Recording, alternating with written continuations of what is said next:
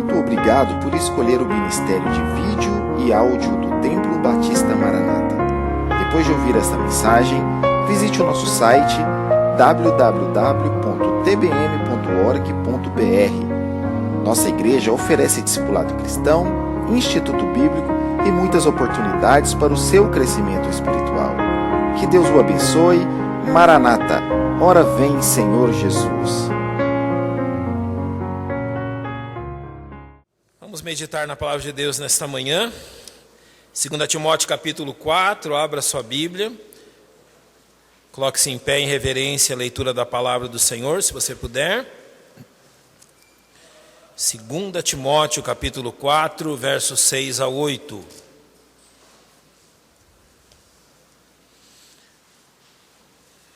Três sublimes alvos de vida e morte. Vamos entender por que isso. 2 Timóteo 4, de 6 a 8 diz, nas palavras do apóstolo Paulo: porque eu já estou sendo oferecido por aspersão de sacrifício, o tempo da minha partida está próximo.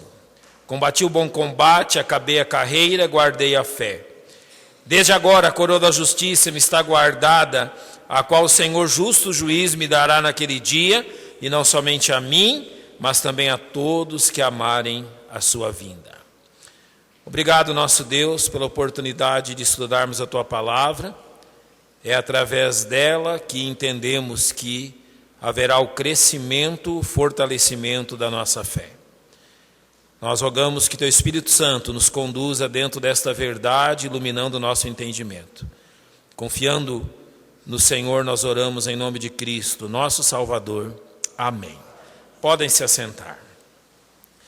Este capítulo 4, esse texto que nós temos diante de nós, é o último texto escrito pelo apóstolo Paulo. Quando ele está escrevendo esse texto, ele já está preso na prisão Mamertina, em Roma. E nós não sabemos quanto tempo, mas muito pouco tempo depois, ele foi morto por decapitação, por ordem do Império Romano, ali em Roma. E então este capítulo é não somente a Timóteo, mas a nós também, a última escrita dele, a sua última escrita antes de partir deste mundo. Paulo, ele sempre procurou fazer isso, apresentar-se como um exemplo. E a aplicação primária da verdade desse capítulo é a aplicação de um pastor falando a um pastor mais jovem, ou seja, Paulo, ensinando a Timóteo como o pastor deve ser um exemplo na vida cristã. Mas Paulo também era um cristão antes de ser um pastor. Então o exemplo e aqui as verdades que ele nos traz também podem ser aplicadas à vida de cada um de nós, quanto aos alvos que temos. E eu escrevi isso: 3 alvos sublimes de vida e morte. Sabe qual é um dos grandes problemas dos crentes da nossa geração? Normalmente os alvos deles dizem respeito unicamente a esta vida. Formulam alvos, formulam metas, unicamente no que diz respeito às coisas desta vida, deste mundo, temporárias e finitas. Paulo escreveu na primeira carta aos Coríntios, capítulo 15, se não me engano, no verso 20, se esperamos em Cristo apenas a respeito das coisas desta vida, nós somos os mais miseráveis dos homens. O que ele quer dizer com isso? Se a nossa fé em Cristo atinge só essa vida, somos miseráveis. Não, irmãos, crentes são aqueles que têm alvos de quê? De vida e de morte. Ou seja, no que diz respeito a esta vida e no que diz respeito após a morte. E é isso que Paulo nos ensina. No seu último testamento, ele vai nos dizer claramente: eu me preocupo com esta vida e eu me preocupo com aquilo que tem depois dela. Agora, o que eu quero que vocês julguem é se os seus alvos estão dizendo respeito apenas a esta vida, ou seja, os seus alvos, aquilo que lhe move, aquilo que faz você fazer o que faz. Eu entendo que aquilo que você faz no seu trabalho, na sua família, na sua igreja, você faz porque tem um alvo. Fazer coisas sem alvo não há objetivo, não há sentido. Mas nós fazemos o que fazemos porque temos um alvo. E o que Paulo vai nos levar a pensar aqui é se esses alvos dizem respeito unicamente a esta vida aqui, ou nós estamos olhando para a eternidade também. Nós estamos olhando para frente, para aquilo que virá também após a morte. Então, aqui ele transmite os últimos preceitos ao seu discípulo Timóteo. E quando ele tem a oportunidade de fazer isso, nós podemos observar quais questões Paulo realmente considerou importante de serem transmitidas como testemunho e exemplo a Timóteo e para nós também. Eu vou tomar como centro os versos 6, 7 e 8, mas eu vou usar a questão toda do capítulo 4, então vá acompanhando isso. Primeira questão, o apóstolo Paulo nos ensina a fazer da gratidão a Deus um testemunho maior do que as circunstâncias que nos cercam. Qual é o seu alvo? Você tem alvos em relação a Deus? Pois a primeira coisa que eu vejo Paulo nos ensinando é que ele fez da gratidão a Deus um testemunho.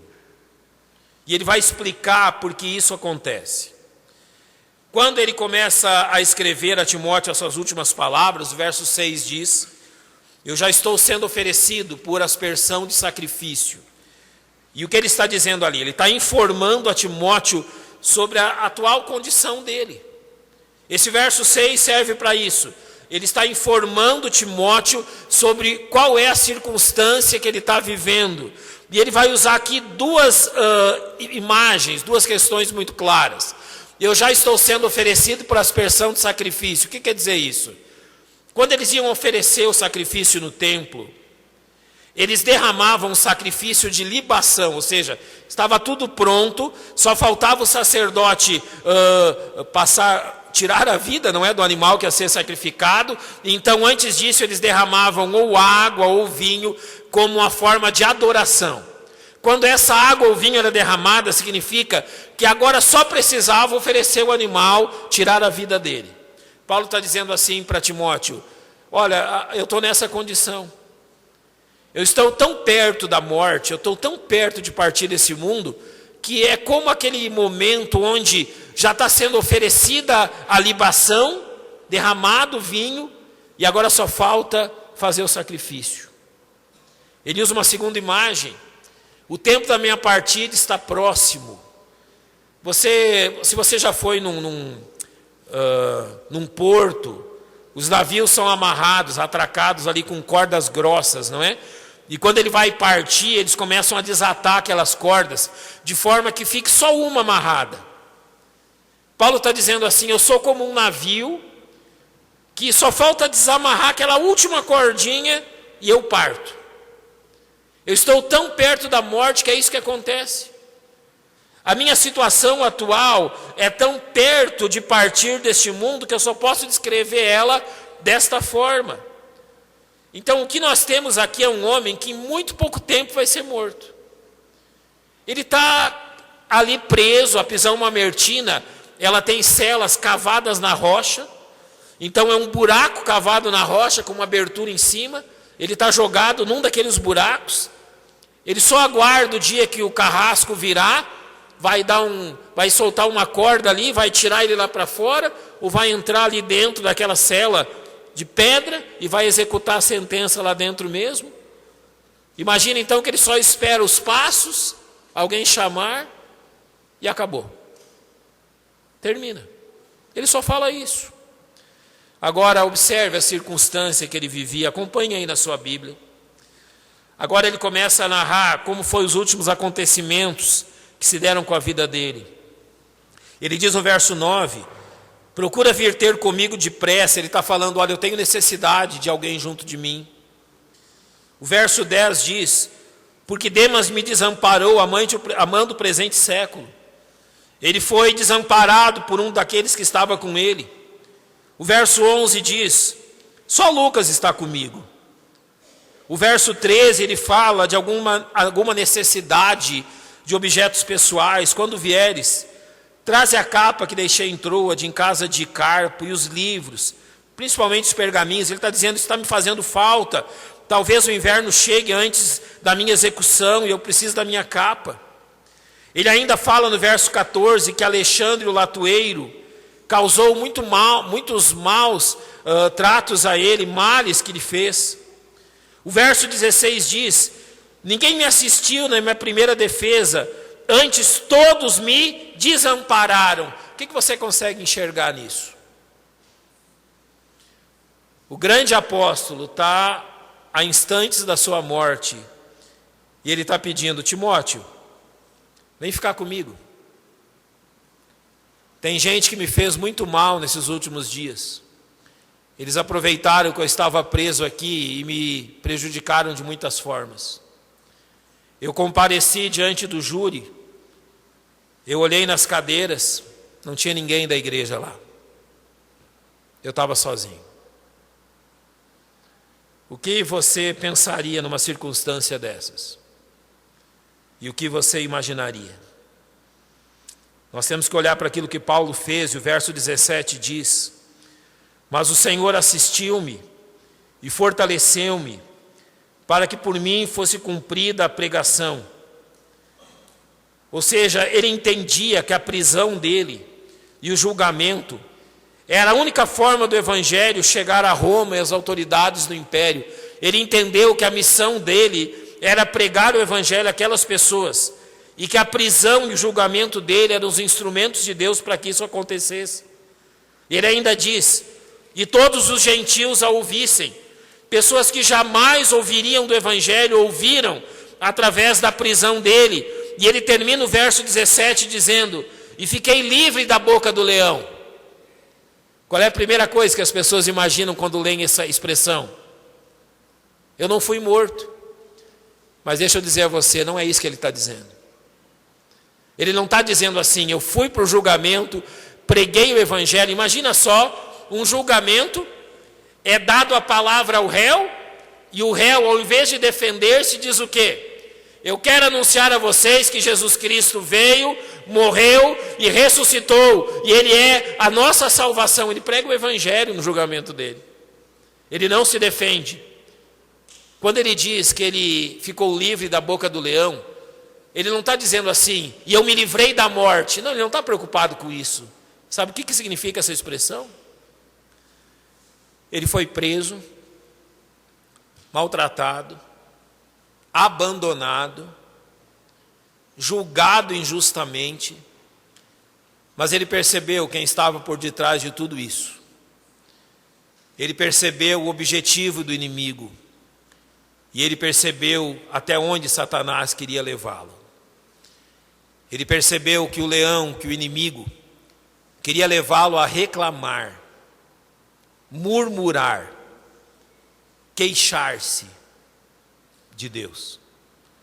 Quando ele diz: eu fiquei livre da boca do leão, ele está dizendo: aconteceu tudo isso, mas Deus me fortaleceu e eu não reclamei de nada. Eu apenas preguei. Não pedi pela minha vida, não pedi por mais tempo, não pedi por mais liberdade, não pedi por alguma regalia, eu não pedi por nada. Eu apenas testemunhei que Jesus Cristo me tem feito bem desde o dia que eu o encontrei no caminho de Damasco. É isso que ele está dizendo. Ele está testemunhando que mesmo diante da morte, a grande vitória que Deus lhe deu não foi livrá-lo da morte, mas livrá-lo de murmurar contra o próprio Deus e contra as circunstâncias difíceis e injustas por parte dos homens que ele enfrentava. Então, após um ministério frutífero, após um ministério fiel, o grande apóstolo agora espera na prisão que o executor apareça e defina a sua vida de uma forma trágica e violenta. Os seus amigos o abandonaram, os seus companheiros viraram as costas para ele, e ele não recebeu nenhum apoio no seu julgamento. Diante de tudo isto, ele podia questionar um fato. Afinal de contas, vale a pena? Vale a pena servir a Cristo e a Deus, e depois passar por tudo isso? Mas no momento da sua morte ele não se queixa. Ele apenas faz o seu serviço e nos ensina uma lição. Ele mesmo que escreveu 1 Coríntios 10, 31, quando ele diz: portanto, quer comais, quer bebais, ou façais qualquer outra coisa, fazei tudo para a glória de quem? O primeiro alvo de vida que Paulo nos ensina é glorificarmos e testemunharmos da bondade de Deus, independente das circunstâncias. Você já presenciou, e talvez ocorra comigo ou você, de estarmos numa cama de hospital nos despedindo desta vida. Cheio de planos, cheio de desejos, de ver os filhos crescerem, de ver os netos, de terminar coisas que você planejou e começou. Simplesmente eu lhe pergunto que quando chegar esse momento, qual vai ser o seu testemunho? Vai ser um testemunho de queixa, de reclamação, de lamúria? Ou vai ser um testemunho dizendo que Deus foi bom todos os dias da sua vida? Pois esse é o alvo que você precisa ter. Que independente das circunstâncias, você se despeça dessa vida como Paulo, dizendo para todo mundo: Deus é bom. Deus é justo. E Deus sempre foi bom comigo. Um segundo alvo. O apóstolo Paulo nos mostra como manter a obra de Deus viva, preparando alguém para o nosso lugar. Ele diz a Timóteo: combati o bom combate, acabei a carreira, guardei a fé. Sabe em suma o que ele está dizendo aqui? Timóteo, terminei. Agora é com você. Timóteo entendeu assim esse versículo. Timóteo, acabei. A minha carreira eu completei. E agora eu lhe passo o bastão. Agora é com você. Paulo cumpriu o segundo grande alvo. Quando ele partiu, ele não deixou a obra de Deus vazia. Ele preparou alguém para o seu lugar. Olhe como importante é isso. Observe bem o que ele diz a Timóteo e você vai entender a importância desse alvo. A primeira coisa que ele diz a ele é: seja um fiel combatente. Ele diz: eu combati o bom combate. E seja um fiel combatente de que forma?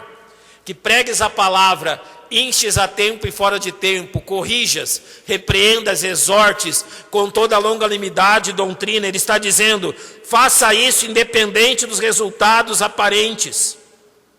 Prega a palavra, seja a tempo ou fora de tempo.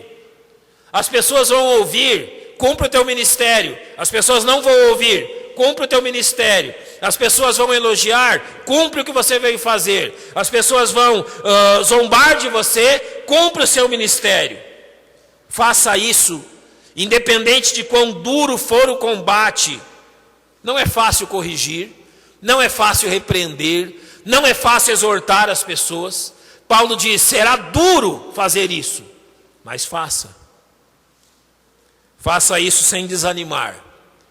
Isso significa ser longânimo, ter longo ânimo, mesmo diante das dificuldades.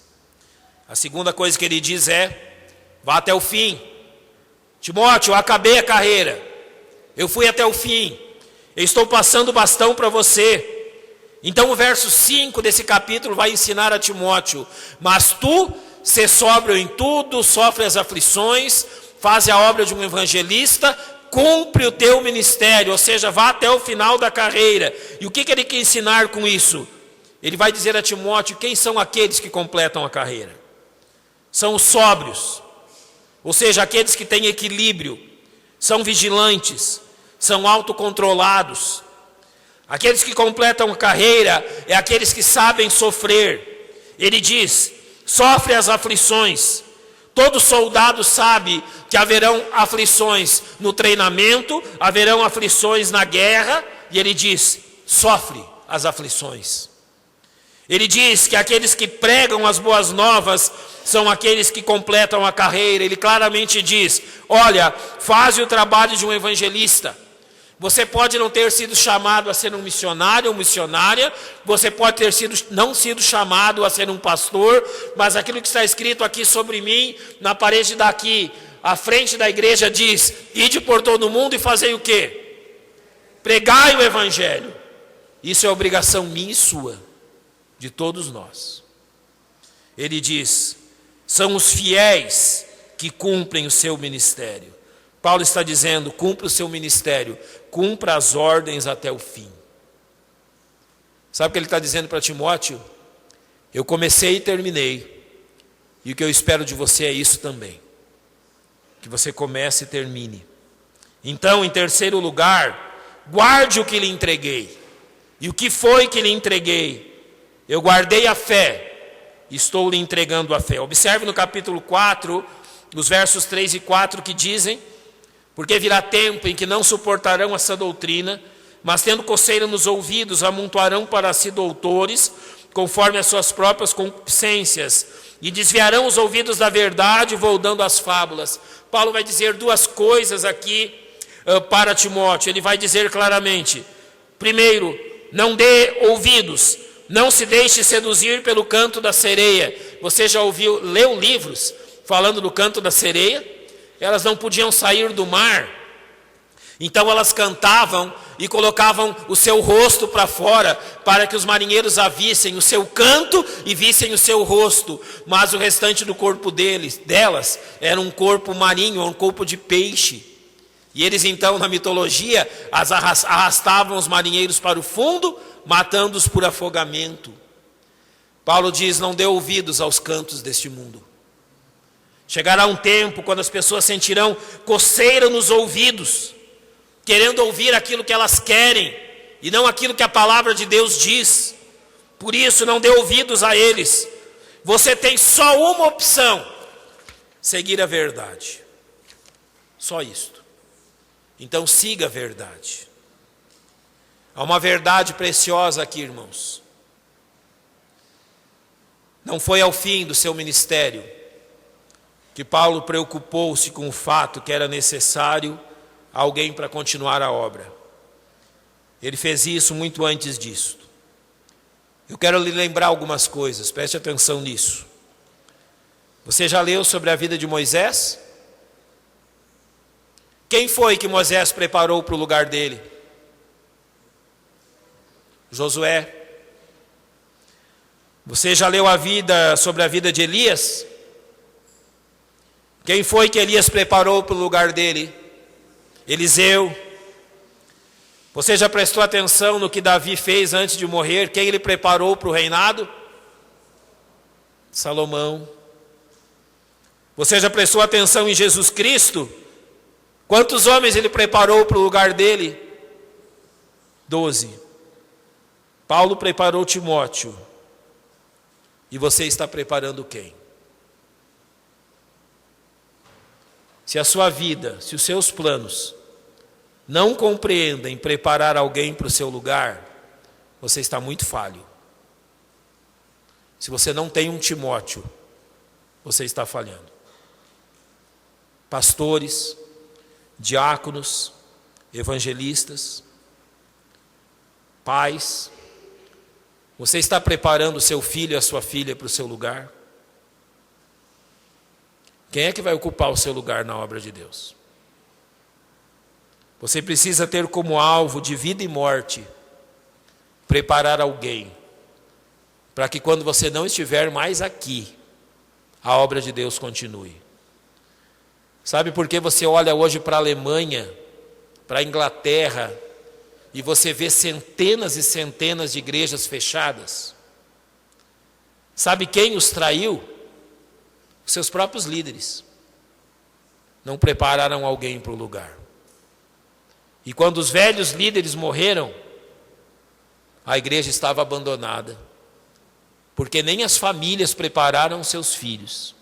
E nem os líderes prepararam outros. É um alvo de vida e morte prepararmos alguém para ocupar o nosso lugar. Olhe bem o que Jesus diz em João 15:20. Lembrai-vos da palavra que vos disse: não é o servo maior do que o seu senhor. Sabe qual é a maior probabilidade? É que aqueles que nos seguem sejam menores do que nós, se nós formos menores do que aqueles a quem substituímos. Não é muito melhor que preparemos alguém que faça mais do que nós? Então tem este alvo. Prepare alguém para o seu lugar. Prepare seus filhos, prepare os seus netos, prepare pessoas que Deus tem colocado no seu caminho. Não ter um Timóteo na vida é um fracasso. Sim, porque morremos e não há ninguém para continuar a obra. Em terceiro lugar, o apóstolo Paulo nos dá um exemplo de dedicação em conhecer o Deus a quem você encontrará ao final de sua vida. No verso 6 ele diz: eu estou pronto para morrer, e eu vou glorificar a Deus na minha morte. No verso 7 ele diz: eu acabei a minha carreira, estou deixando alguém no meu lugar. E no verso 8 ele diz: desde agora a coroa da justiça me está guardada, a qual o Senhor justo juiz me dará naquele dia, e não somente a mim, mas também a todos que amarem a sua vinda. É interessante que aquilo que nós mais percebemos nas pessoas diante da morte são duas coisas contrárias. Ou elas estão confiantes ou elas estão temerosas. Infelizmente, contemplando a morte de incrédulos, nós contemplamos normalmente a vida de pessoas desesperadas com o fato que terão que encontrar Deus. Mas contemplando a morte dos salvos, nós encontramos pessoas que partem deste mundo sorrindo, porque vão ver o rosto daquele que deu a vida por eles. Paulo está dizendo aqui: eu estou diante da morte, eu não tenho medo. E eu não tenho medo porque ele vai dizer muito claramente, porque Paulo sabia a quem encontraria, e ele diz: eu encontrarei ao Senhor justo juiz. É este que eu encontrarei após a minha morte. Mas por que ele fala isso com tanta certeza? Observe o que ele diz em Filipenses 3, versos 8 e 10. Na verdade, tenho também por perda todas as coisas pela excelência do conhecimento de Cristo Jesus, meu Senhor, pelo qual sofri a perda de todas essas coisas e as considero como escória, para que possa ganhar a Cristo. Para o quê? Conhecê-lo. Infelizmente, muitos dos crentes não são como Paulo. Paulo chegou no céu conhecendo muito bem o Deus que ele encontraria. Mas sabe, muitos crentes vão chegar no céu tratando Deus como alguém quase estranho para eles. Não investiram tempo em conhecê-lo. Não investiram tempo em saber quem ele era. Foram salvos, como Paulo diz aos Coríntios, como que através do fogo. A gente fala assim que vai ter crente chegando no céu cheirando a fumaça. Como que pelo fogo, não sobrou nada. Jamais investiram a sua vida em conhecer Deus. Olha que coisa maravilhosa é dito de Abraão em Tiago 2,23. Creu Abraão em Deus e foi-lhe isso imputado como justiça. E foi chamado o quê?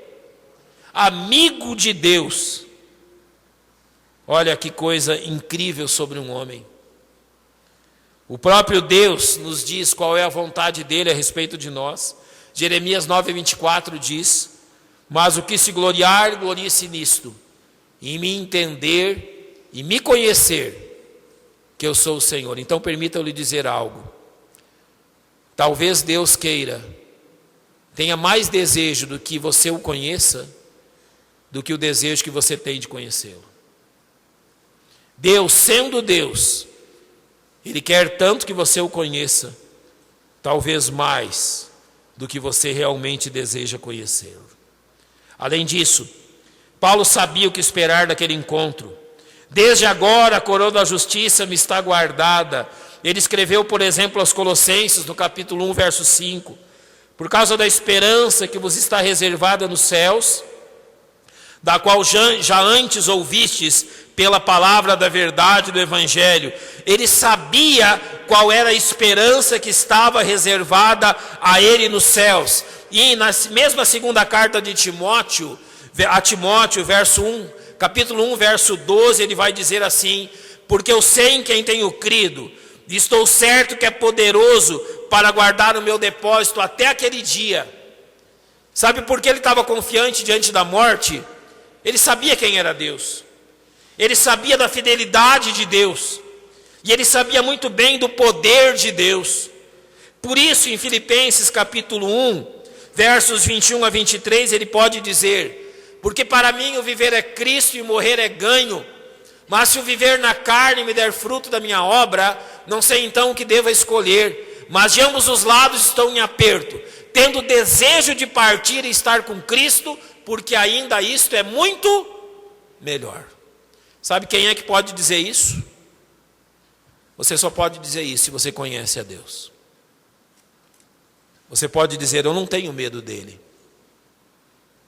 Eu já andei tanto com ele nesse mundo. Eu vi meu Deus fazer tantas coisas, que eu não tenho medo. Eu tenho desejo de estar com ele. Eu não tenho medo da morte. Eu não tenho medo do dia que ela chegar, porque ela é apenas uma porta. E quando eu abrir a porta, aquela pessoa que eu vou encontrar do outro lado é aquela pessoa que eu tenho desejado conhecê-la durante toda a minha vida. Agora, é preciso dizer que muitos crentes têm trocado esta experiência maravilhosa por coisas mundanas. Olha o que Jeremias disse do povo de Israel, e observe se não se aplica a nós também. Houve alguma nação que trocasse os seus deuses, ainda que não fossem deuses.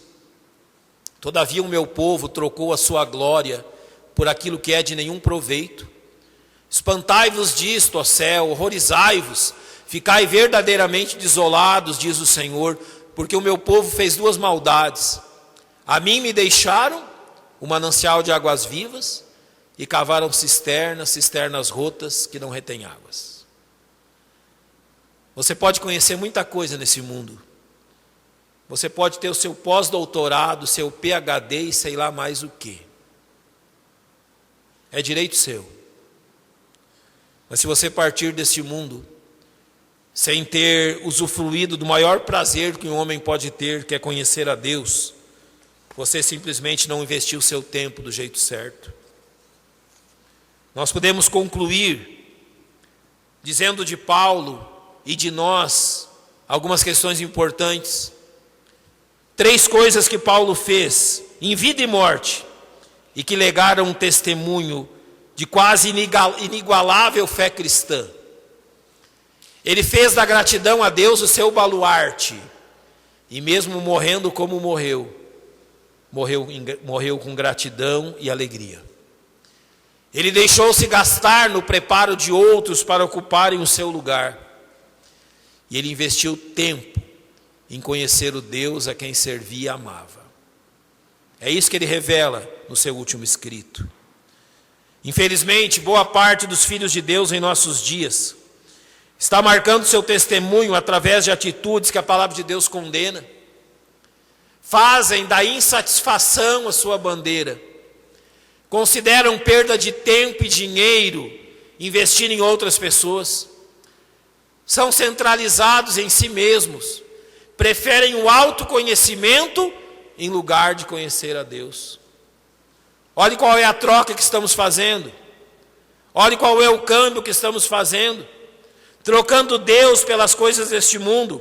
Aonde você acha que nós vamos chegar com esses alvos e com esses comportamentos? Jesus nos dirá, e com esse texto eu quero terminar esta mensagem. Mateus 16, 24 a 27. Então disse Jesus aos seus discípulos: se alguém quiser vir após mim, renuncie-se a si mesmo, tome sobre si a sua cruz e siga-me. Talvez toda a história de Paulo pode ser resumida nesse verso 24. Tudo que ele viveu. Então olha a exortação de Jesus. Porque aquele que quiser salvar a sua vida, perdê-la-á. E aquele que perder a sua vida por amor de mim, achá-la. Essa é a razão porque você precisa ter os alvos certos. Porque se você quiser ganhar a sua vida, se esse for o seu alvo, você a perde. Mas quando você a perde por amor de Cristo, você a acha. A pergunta que ele nos deixa é: que aproveita o homem ganhar o mundo inteiro e perder a sua alma? Você está preparando seus filhos para quê? Para ganhar o mundo? Do que adianta ganhar o mundo e perder a alma? E todo o dinheiro que ele ganhar, ele vai poder dar em recompensa da alma dele? Faça dos seus filhos o melhor que você puder, mas faça dos seus filhos, acima de tudo, crentes em Deus. Porque o Filho do Homem virá na glória de seu Pai com os seus anjos. Então dará a cada um segundo o quê? As suas obras. Eu termino dizendo, você vai colher exatamente aquilo que plantou. Nada diferente. Então o que você está plantando? Os seus alvos são alvos de vida e morte? São alvos para esta vida e o porvir? Ou você está olhando apenas para esse mundo? Aprenda com Paulo. Porque uma das melhores coisas da vida, acredite, é ter uma boa morte. Estar preparado para morrer. Ele nos ensinou isso. E o último recado dele para Timóteo foi esse. Que sirva para nós também.